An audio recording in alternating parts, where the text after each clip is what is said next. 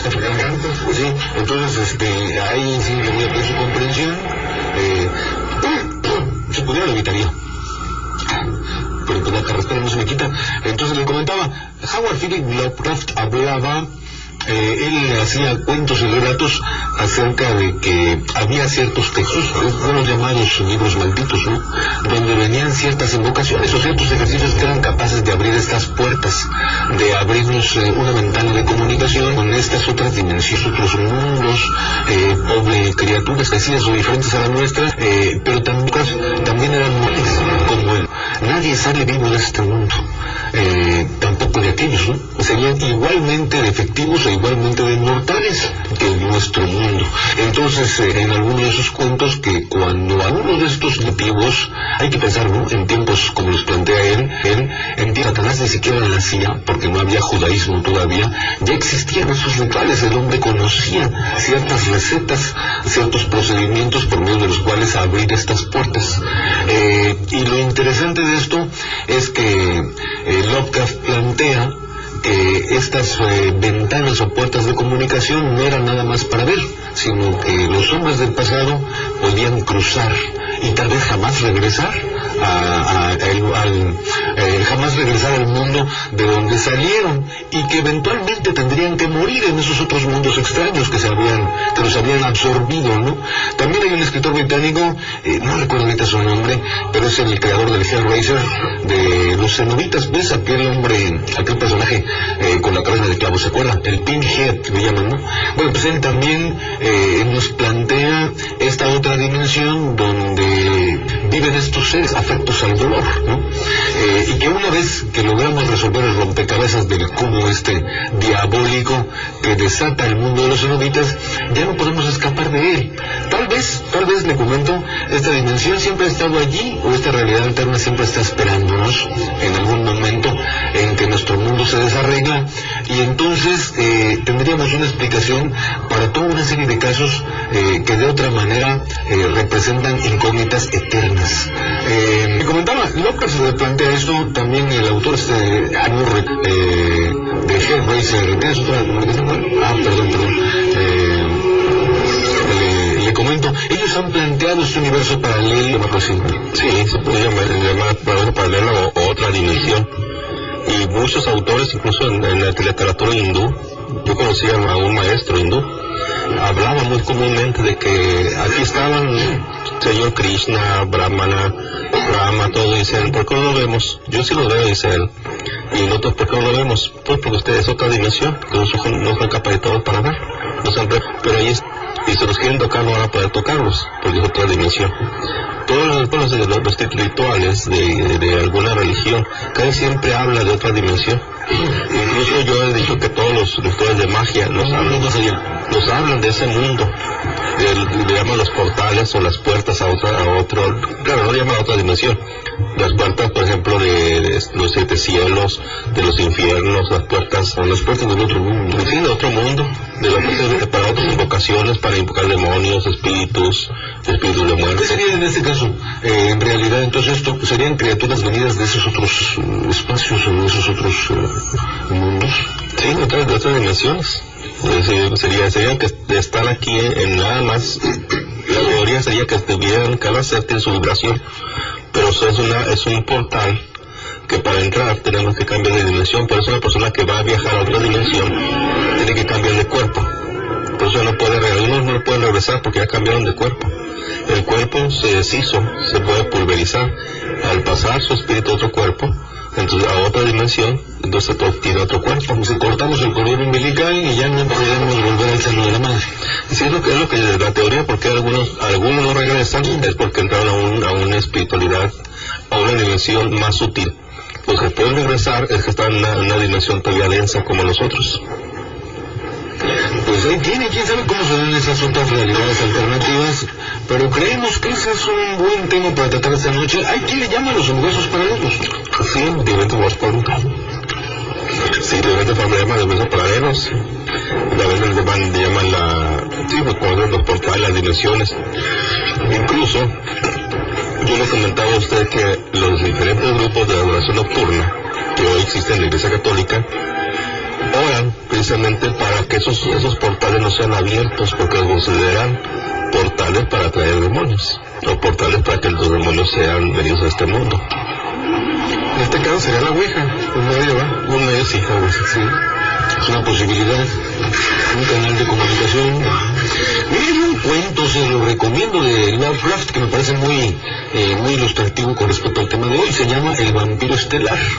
Es una historia en la cual, por ejemplo, usted, de pronto aficionado, ¿no?, a las cosas de coleccionistas y esto, se mete a una librería de usado, de libros viejos, y encuentra un trabajo verdaderamente antiguo. Lo compra por unos cacahuates, se lo lleva a casa y ¿qué cree?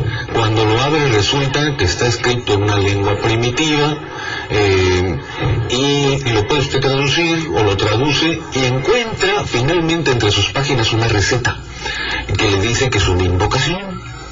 Usted, lleno de curiosidad, como igual que el personaje del vampiro estelar de Lovecraft, la lleva a la práctica, se encierra un buen día, pone candados, pone todo esto por lo que pudiera pasar, y se encierra en su cuarto. Después de esto lleva las veladoras y todo lo que dice el libro que necesita, un ritual tonto quizá, y entonces empieza a recitar esas palabras. Eso es lo que pasa con el personaje protagónico del vampiro estelar. Pero en este cuento Lovecraft dice que de pronto por una especie de tragaluz o algo así, llega una brisa y se oye una carcajada que se va acercando en medio de la noche. El personaje, la estrella, pues de pronto es elevado en el aire, pues se supone que por una criatura que no se puede ver, y cuando está suspendido en el aire empieza a ser exprimido y empieza a brotar sangre de su cuerpo conforme es destrozado en el aire. Pero dice Lovecraft que ni una sola gota de sangre llega al piso, porque algo, la criatura que llegó, esa criatura invisible, la estaba absorbiendo, y que cuando la sangre circulaba por el cuerpo de esta criatura empezaba a notarse su verdadera forma, pintada pues con la sangre de su víctima. Una vez que ocurre esto, el personaje cae al suelo, pero ya es un cadáver completamente seco. La criatura se va carcajeándose y su carcajada se pierde en la noche, y entonces queda la terrible incógnita que algún día la policía tiene que descubrir su cuerpo, y cuando lo descubran tendrán que romper la puerta y se encontrarán con que algo lo mató, pero no saben qué, porque si algo lo mató nunca pudo haber salido de allí, y tendrán un caso que se mantendrá abierto para siempre. Claro, se trata de un cuento de Lovecraft, pero ¿qué opinaría usted si le comentáramos que estas historias existen en la vida real y que le pasan a personas como usted, o como quizá le pasan a un conocido, a un amigo, a un pariente de alguien, y son historias de las cuales a veces se habla en voz baja, y a un ser querido, pues no son amigas de hablar francamente de lo que ocurrió, porque están llenas de dudas, porque no saben realmente qué es lo que ocurrió, porque no saben a qué echarle la culpa, y algún día nos topamos, cuando vamos a alguna comandancia de policía, vemos un cartel de personas perdidas. Muchas de esas personas, algunos niños, algunos adultos, fueron víctimas del crimen. Otros, en el caso de los niños, fueron raptados para vendérselos en otros países ricos a parejas que no pueden tenerlos. A algunos les va peor, son raptados para venderlos a prostíbulos, para dedicarlos a la pornografía infantil, y los adultos, como le digo, suelen desaparecer así. Pero hay un porcentaje de ellos que, si usted, le digo, se ha topado de pronto con alguna persona que le haya pasado esto, que haya perdido a alguien, pues, con un pariente desaparecido, de pronto se topa usted con una historia a veces escalofriante, dramática, y sobre todo que plantea una incógnita muy parecida a la del vampiro estelar de Lovecraft, ¿no? Con la única diferencia de que el cuerpo no se encontró jamás. Esta noche queremos platicarle acerca de eso, de cómo resulta que podríamos ser usted, nosotros todos, algún día, cuando la realidad nos falle, cuando nuestra mente quizás comience a divagar en cualquier noche de estas, podría ese portal abrirse para nosotros, quizá por curiosidad, quizá porque somos muy valientes, muy temerarios, o porque no entendemos lo que pasa, podríamos atravesarlo, y posiblemente jamás volvieran a saber de nosotros. Así es la curiosidad natural del ser humano. Eso es lo que nos puede llevar a buscar esos portales. Había por ahí un escritor, Carlos Castañeda, que decía que en nuestro mundo de la vida real, la vida cotidiana, de vez en cuando era como el mundo de los peces, y decía, hay ciertos señuelos que traen una especie de anzuelo, y son pescadores de otro mundo. O sea, si caemos con ese señuelo, igual que el pez, de pronto ya no nos podemos zafar, quedamos enganchados y vamos a dar a una realidad que ni siquiera habíamos imaginado. En este caso, pues le comento, se trata de una comparación a lo que podría ocurrir a cualquiera de nosotros, y que dicen que de hecho ocurre. Hoy tenemos, les digo, una historia, le voy a pedir su comprensión aquí, porque la familia en la cual ocurrió todo esto, pues no desea ser identificada, cosa que es perfectamente comprensible. En cuanto vea usted la historia, sabrá por qué le pusimos nombres ficticios a estas personas, y sabrá usted que si le hubiera pasado a usted, también estaría de acuerdo en que se preservara en el anonimato, pues una aventura así de macabra por un lado, y sobre todo que implica la pérdida permanente de un miembro de la familia. Jorge García, tenemos que hacer un paréntesis. Vamos al paréntesis. Le comento el número aquí en la cabina, es el 557-1600, a la orden de usted, y volvemos con nuestro tema de la noche, una realidad alternativa, el otro mundo. A ver qué opina. Bienvenido. Ernesto, Jorge. Hola, Ernesto. Un saludo ahí para todos, les vamos a mandar. Buenas noches. Adelante, Ernesto. Nada más, voy a tratar de ser breve, Enrique. A mí una ocasión me pasó, era hace como unos 7 años. Ajá. Yo andaba de chofer en un camión urbano trayendo gente del valle hacia Mexicali. Y mi trabajo era, pues, venir a recoger el camión a la fábrica en mi carro. A las 3 de la mañana yo salía de la fábrica. Para las 6 de la mañana, 7 de la mañana tenía que estar yo en la fábrica otra vez. De regreso, recorría casi todo el valle.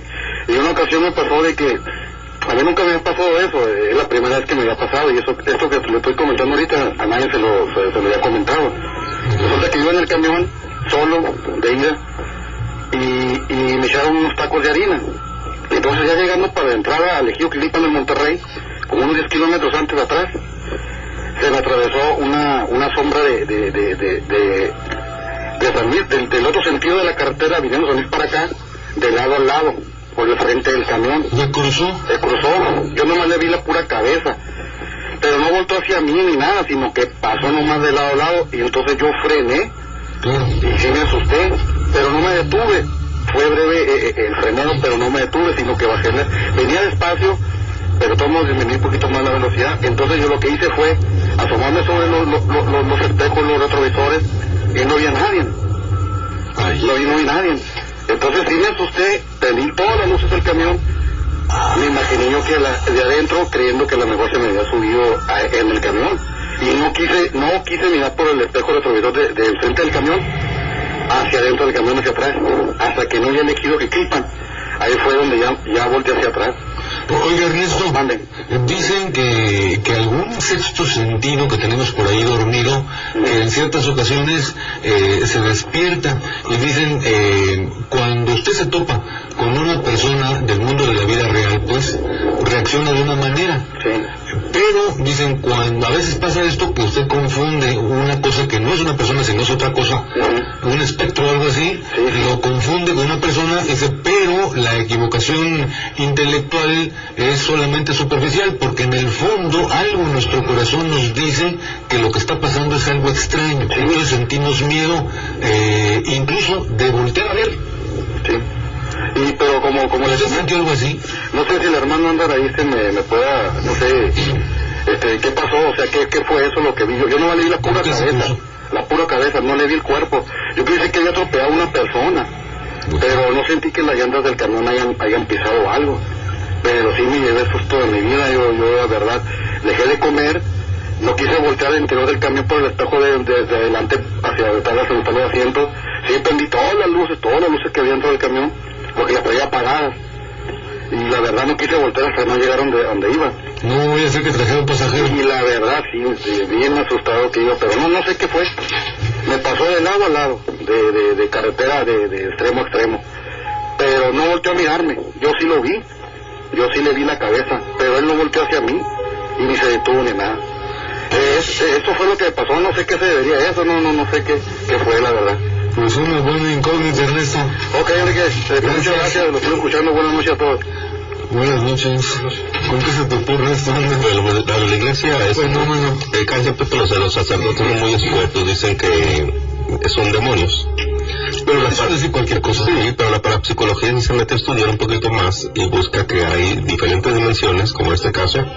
También hay espíritus de diferentes grados y también hay demonios de diferentes grados.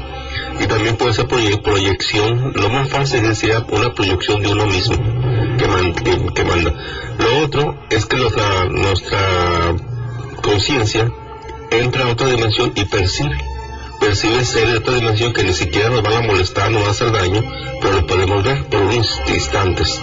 Los que nos van a hacer daño. Entonces, si esto fuera así, por ejemplo, no sé, cuando nos topamos con, por ejemplo, con algo o alguien y resulta que se trata de un ser, por ejemplo, una criatura que realmente no nos va a hacer daño, dicen que por lo general pues no hay sensación de miedo o escalofrío, pero que hay, o sea, parece ser que a veces en apariciones así hay algo que nuestro organismo detecta como una amenaza, ¿no? Y entonces en ese momento nuestro cuerpo siente esa alarma, ese miedo, escalofrío, no sé si sí, es como el venado oye un ruido y se alerta, así nuestro cuerpo también se alerta.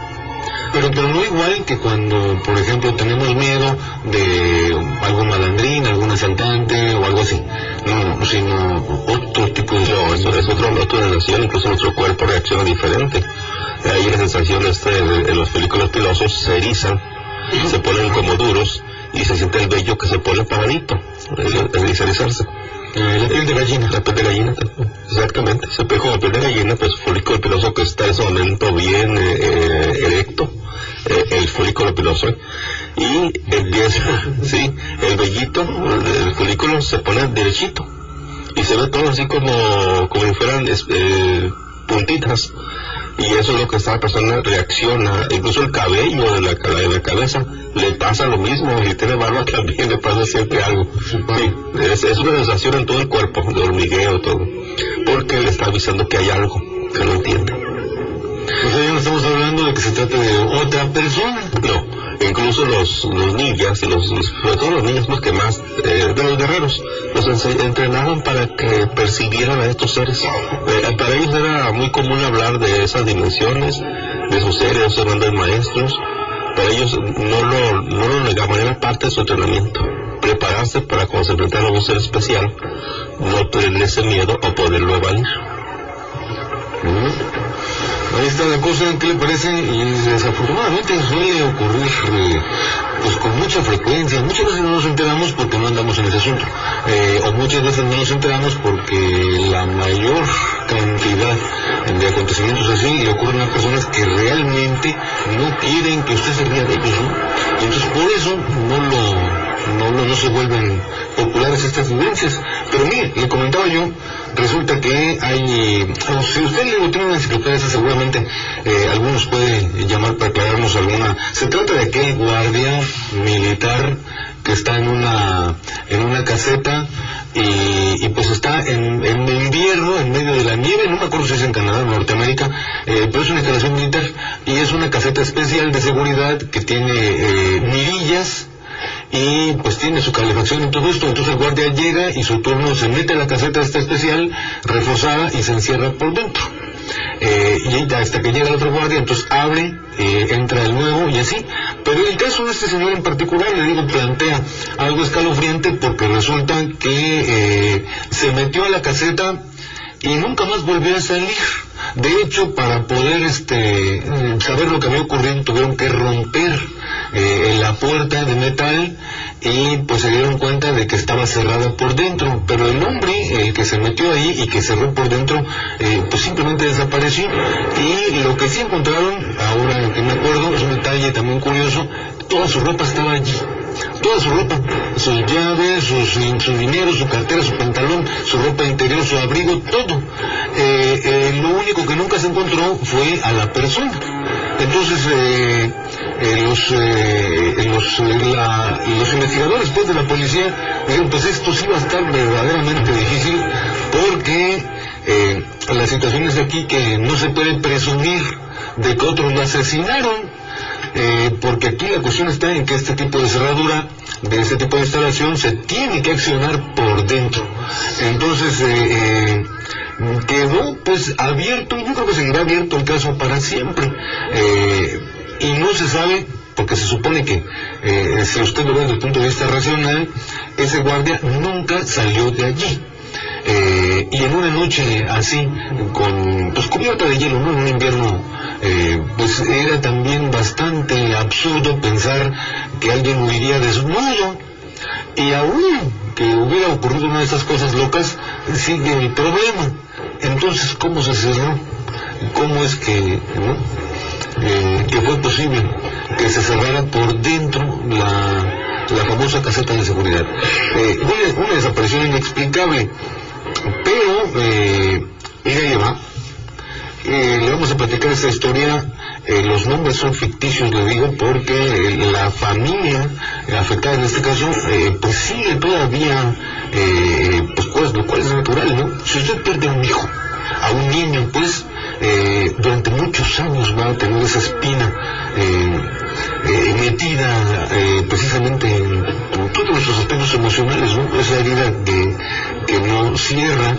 Le pusimos el niño y el espejo, y pues el segundo nombre del niño es Isaac, de 7 años, y Sandra, no se llama así la señora, tiene menos de 30 años actualmente. Resulta que comenta Sandra que cuando nació su segundo hijo, Isaac, comenzó pues a comportarse de manera rara, ¿no? Hay gente que dice que es normal, que los niños son celosos del otro bebé y cosas por el estilo, pero ella comenta que Isaac empezó pues a inventar cosas y a decir que a su recámara llegaban unos amigos suyos que lo visitaban, a veces en las tardes, a veces en las noches, pero sus amigos llegaban a través del espejo. Había un espejo de esos de largos, de cuerpo entero, pues, en la recámara del niño, pegado en la puerta, fijado en la puerta del closet. Entonces ella notó pues que esto era quizás un poco extraño de un niño de 7, porque resulta que empezaron a darse cuenta de que ya no había relajo en la casa y cosas por el estilo, y que cuando buscaban al niño, el niño estaba mirándose su reflejo en el espejo de manera muy fija y muy insistente, y que podía pasar una hora completa o hora y media sin decir nada, solamente mirando su reflejo en el espejo. Mire, cuando empezó a pasar esto y el niño le explicó que por ahí entraban algunos amigos, menos de 30 días después desapareció. Lo extraño aquí, le digo, y por eso se me hace que son historias emparentadas, es que desapareció de su recámara, y toda la ropa, pues, con la cual el niño dormía estaba caída junto al espejo. Este caso fue denunciado, la desaparición del niño, en Ensenada. Después de esto pasó el tiempo, nunca ha vuelto a aparecer Isaac.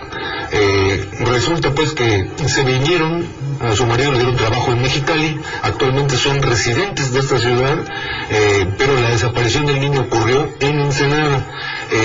Lo más extraño de todo esto es que quizá, no sé cómo sea la psicología humana o quién sabe qué, pero Sandra dice que después de que ocurrió la desaparición del niño, tenía pesadillas, y en una de esas pesadillas, que la soñó 3 o 4 veces, su pesadilla era ver a su hijo desnudo, cruzando a través del espejo.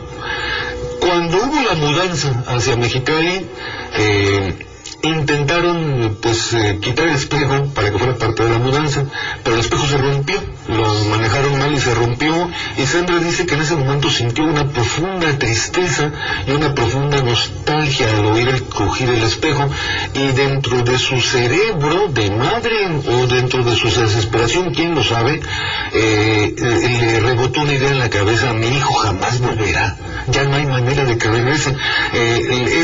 Isaac se perdió en el 2001, tenía 7 años. Le comento, no apareció.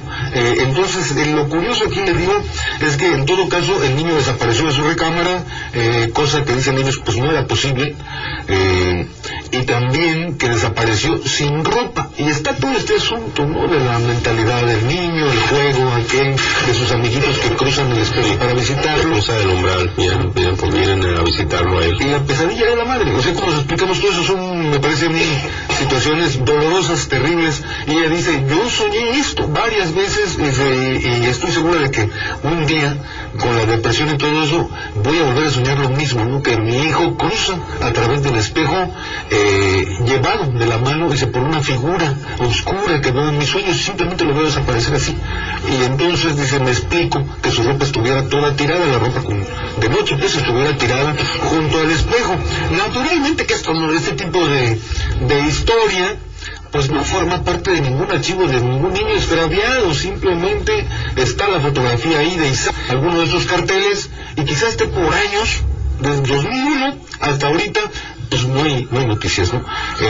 Pero está este detalle, ¿no? Quizás sea un fenómeno psicológico. Sí, bueno, lo de la madre es explicado, tuvo conocimiento, su mente le hizo la jugada, y eso lo explicaría un psicólogo, que hizo la jugada y que una transferencia es un mecanismo de defensa, espera que venga a través del espejo, como una forma de consolación.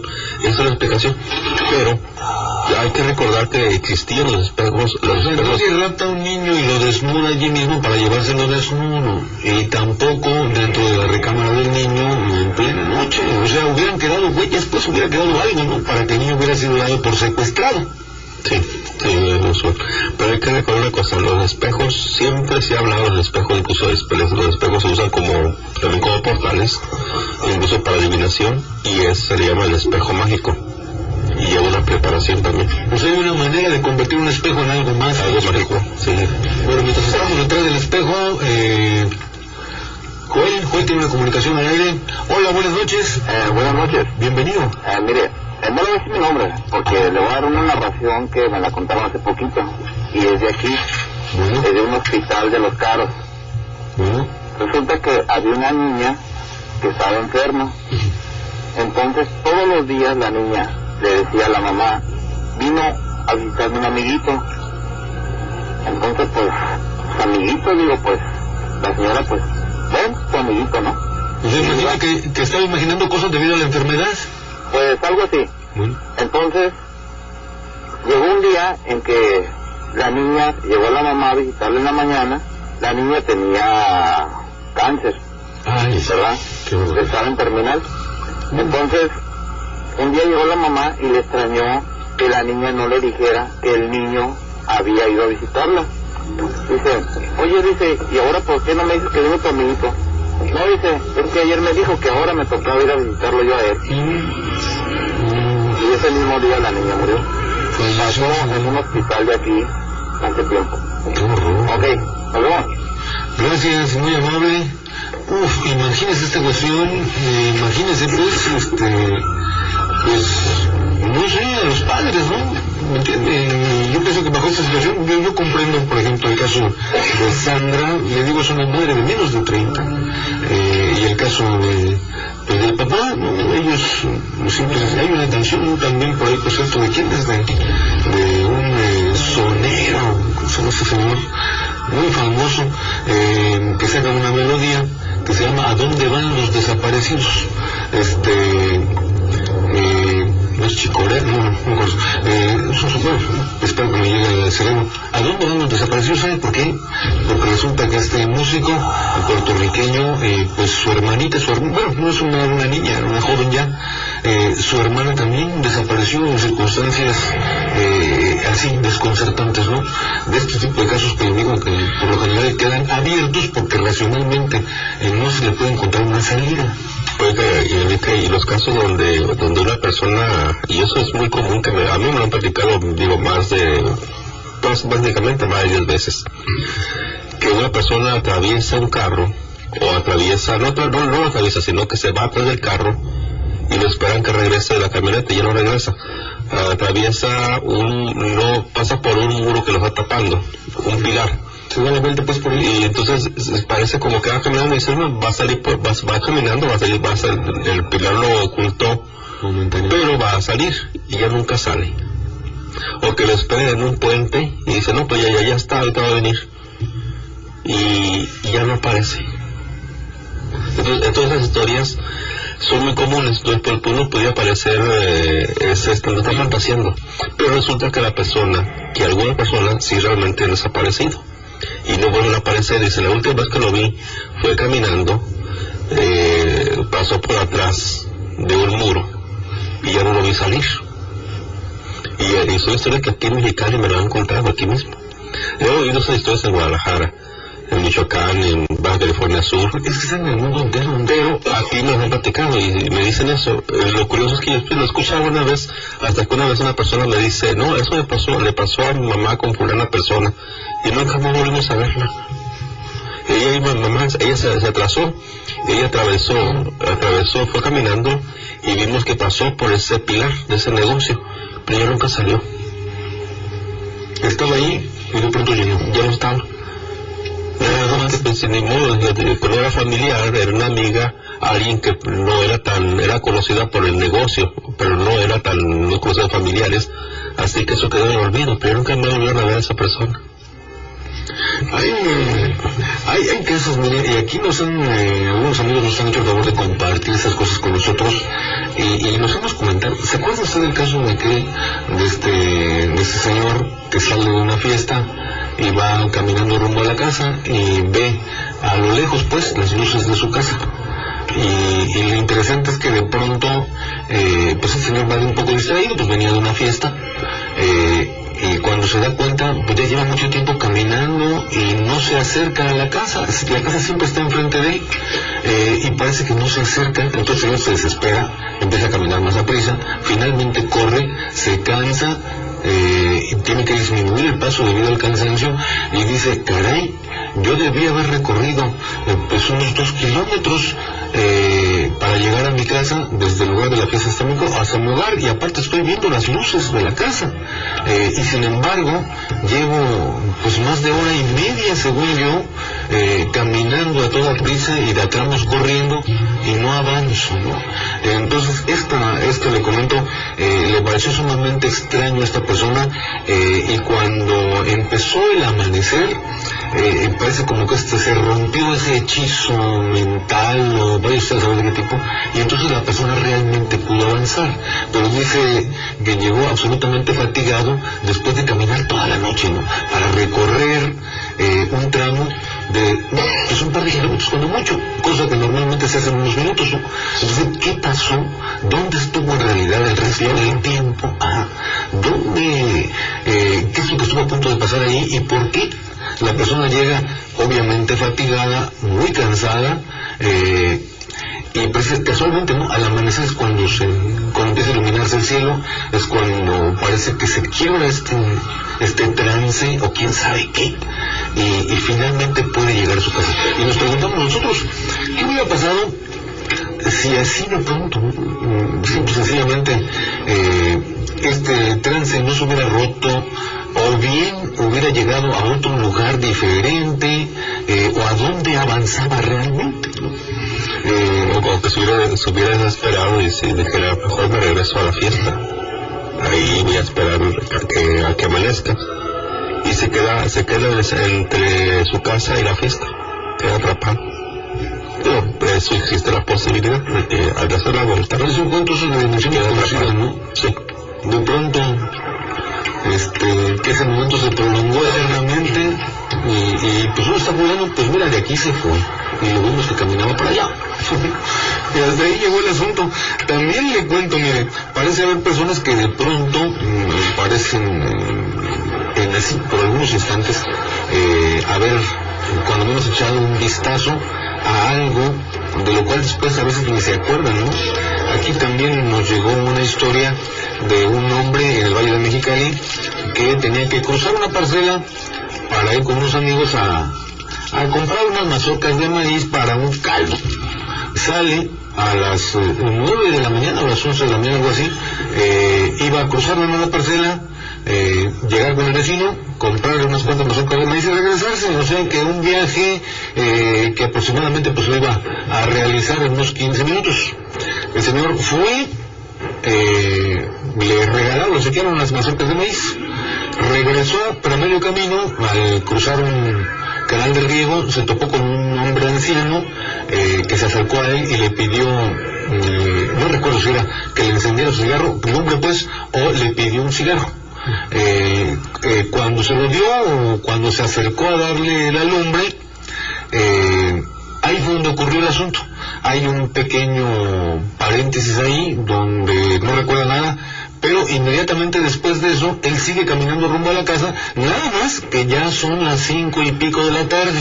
O sea, en algún punto perdió todo el día, y lo único que sabe es que se topó con este hombre, que se acercó a él, que habló con él, y está el detalle de encender el cigarrillo. Entonces los dos hombres se acercaron, y la única explicación que pudo encontrar para esto es que le dijeron, mira, fulano, no recuerdo su nombre, si nos está escuchando le mandamos un saludo, que le dijeron, mira, lo que pasó es que a ti, tú estuviste a punto de que te llevara un diablero. Eso es lo que le dijeron. ¿Qué significa eso? ¿Y en qué forma se le llevó el diablero? ¿Y dónde estuvo el resto del tiempo que no estuvo ni con el vecino, ni en la parcela, por supuesto, ni en su casa tampoco?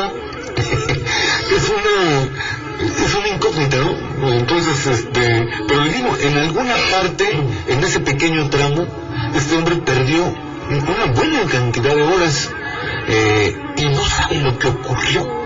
Lo único que sabe es que cuando regresó con las mazorcas para el caldo, ya era bien tarde, ya era la cena, ¿no? Sí. Y quedó en otra dimensión con varias horas. Diablero, pues se le da el nombre a las personas que trabajan invocando diablos o demonios. Pero una cosa es que sea un brujo, por ejemplo, un hechicero, y otra cosa muy diferente es que alguien así tenga la capacidad, no sé, de absorber su energía y mantenerlo en una dimensión. Pues nos preguntamos, ¿por qué? Por ejemplo, cuando ocurrió esto, todo el mundo pensó que se había quedado allá, mandaron a los niños a preguntar por él, y no, pues sí, ya se fue, desde la mañana se fue, ¿no? Y dijeron, caray, pues no hay de otra, aquí nomás tienen que estar aquí, pero no estaba. Finalmente, pues ya en la tarde, con cierta alarma, de pronto ven que llega el señor con su bolsa de mazorcas. Aquí están las mazorcas para el caldo. Sí, pero pues eso fue en la mañana, ¿no? Pero nunca le ha pasado a usted el caso de que ve una persona que ahí está enfrente de usted y camina y dice usted, en 5 minutos o en 1 minuto va a estar aquí, y ve que sigue allí parado o caminando, o si se mueve, pero tarda más que 5 o 10 minutos, hasta media hora, y no llega cuando son menos de 50 metros. A mí me tocó el conocimiento, no directamente a mí no, pero sí me tocó el conocimiento que estaba diciendo, me platicaba la persona, la señora precisamente, miraba a mi esposo allí y se tardó mucho en venir, y él no recuerda que se detuvo, él recuerda que iba caminando. Entonces ahí, o ella se aceleró el tiempo y él se retrasó, una de las dos cosas, pero los dos tienen la misma explicación, una explicación que no, uno, el esposo dice, yo iba caminando, no me di cuenta que había pasado mucho tiempo, nada más me di cuenta porque empezó a atardecer más rápido para mí. La señora dice, yo no miraba cómo iba de lento caminando hacia mí, lo miraba caminar, pero no miraba que avanzara, y ese para ellos es un enigma que les pasó, un acontecimiento, nunca le encontró la explicación. Y mire, yo le comentaba aquí, platicábamos pues antes de llegar aquí a la cabina, platicábamos acerca de son demasiados de los miles, cientos de miles de casos, por ejemplo, que se presentan cada año en el mundo de personas extraviadas, y pues lo normal es que siempre pensemos en alguna causa racional, ¿no?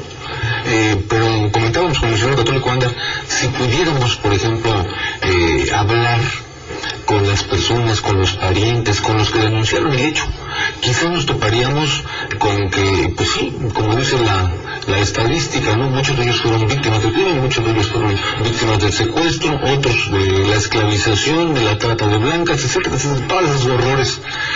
Pero también nos toparíamos quizá con que unas cuantas, un puñado de historias serían así extrañas, ¿no?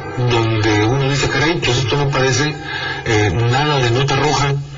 Y sí hay, por otro lado, toda una serie de indicios que plantean que algo extraño sucedió, algo que no es lógico. Se ha escuchado en las noticias, por ejemplo, cuando hay una situación de desastre en la naturaleza, que son terremotos, pero algún problema de que en el cual las personas mueren, pero y las otras personas no las encuentran, desaparecen. Nunca se supo dónde quedaron. En el caso es el terremoto del 85 en México, o las Torres Gemelas, sí, desaparecieron muchas personas. Sí, desaparecieron, no las encontraron. Estamos hablando de 1000 y pico de personas, donde no se sabe ni qué pasó. Se presume que sus restos quedaron por ahí, en alguna parte, pero no se sabe dónde quedaron. Sí, mire, hay el caso también, comentábamos aquí, de un regimiento, militares pues que están acantonados y de pronto pierden a un compañero, pero con testigos y toda la cosa.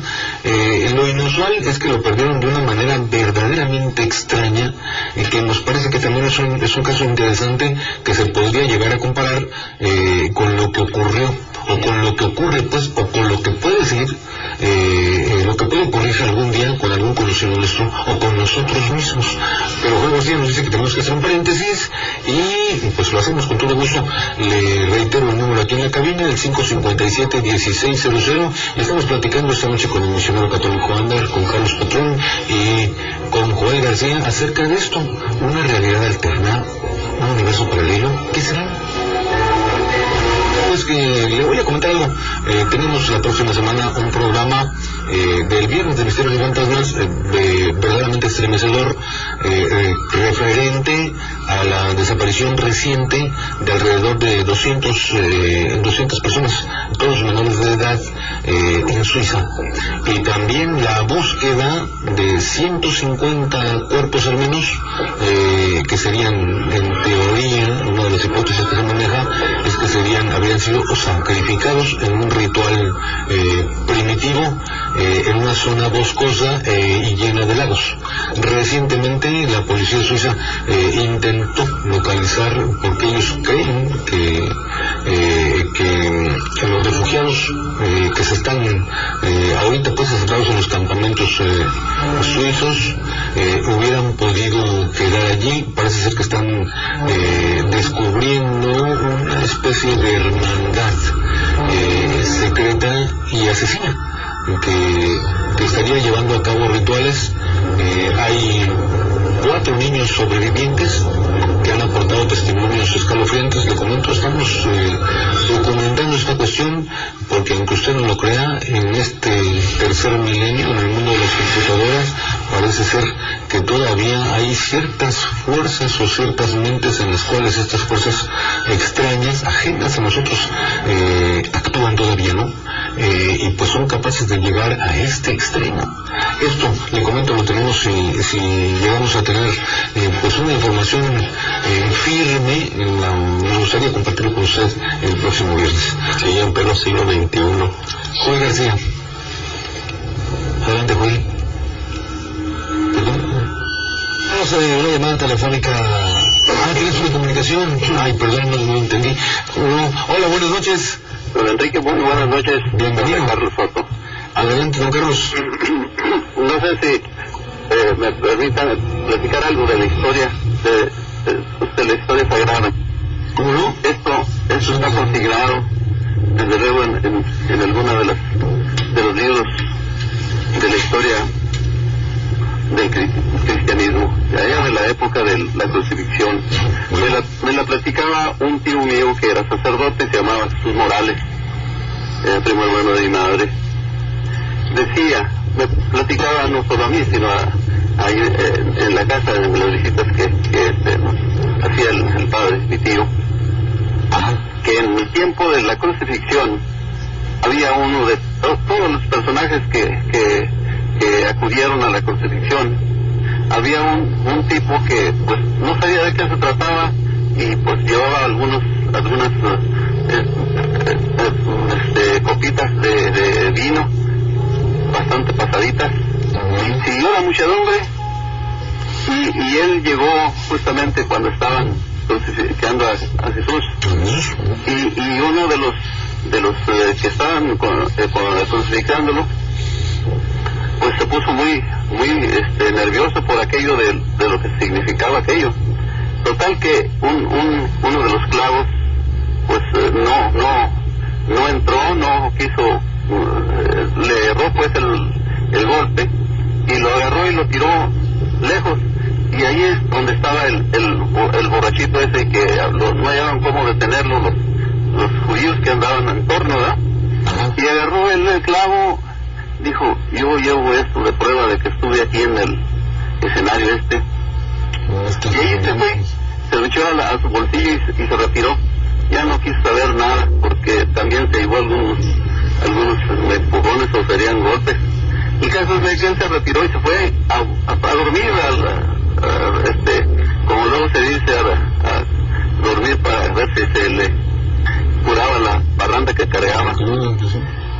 Pues cuando despertó, resulta que miraba un pueblo completamente extraño, allí en el lugar precisamente de donde él era.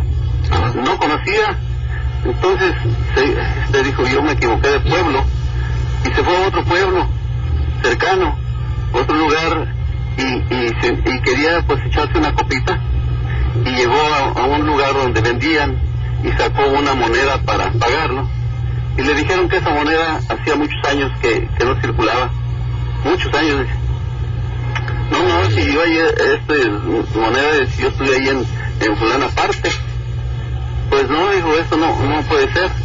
Entonces, fue tal la impresión de aquellas gentes que lo llevaron a un lugar donde había un sacerdote, y él testificó aquello que era verdad, lo que él estaba diciendo. El caso es de que dijo, aquí traigo una prueba. Sacó el clavo de su ropa y se lo entregó a aquel prelado, a aquel sacerdote, y en cuanto lo recibió, se desintegró y fue puro polvito lo que quedó. Eso pues está consagrado en la historia de algunos de los libros cristianos. Es todo cristiana, bueno. El libro de la tradición. Es todo, pues me pareció importante platicarlo, porque a mí me lo platicó, no lo platicó un sacerdote. Gracias. Gracias a usted, don Carlos Soto. Pues qué tal, ¿no? Todas esas huellas, aquí está la evidencia, traigo mi clavo. ¡Ay, clavo! Minutos después va nadando. Si esta persona realmente nos juega trucos, es posible, o quizás lo hace todo el tiempo. El problema tiene unas consecuencias, ¿no? Le comentaba sobre este caso de este militar, que pues están acantonados, le digo, se trata de Italia al parecer. Es una historia de la posguerra, de la Segunda Guerra Mundial, donde el gobierno italiano, pues ya saben, ¿no?, quería, se mostraba un poquito hostil contra los partisanos, y resulta pues que anduvieron moviendo tropas por aquello de la seguridad y cosas por el estilo, y la cuestión está en que pues están acampando, está la noche, uno de los soldados está leyendo una revista, los otros están pues ahí, a unos cuantos metros de él, cada uno pues en lo suyo. De pronto grita, voltean y ya no está el hombre, lo único que está en el suelo es la revista, pero continúan oyendo sus gritos. Y lo interesante aquí es que se dieron cuenta, corrieron todos pues pensando que podía ser un conflicto, corrieron con sus armas, etcétera. Seguían oyendo su voz, seguían oyendo que gritaba, pero el detalle es que dijeron, ¿de dónde viene el ruido? Llegaron a la conclusión de que venía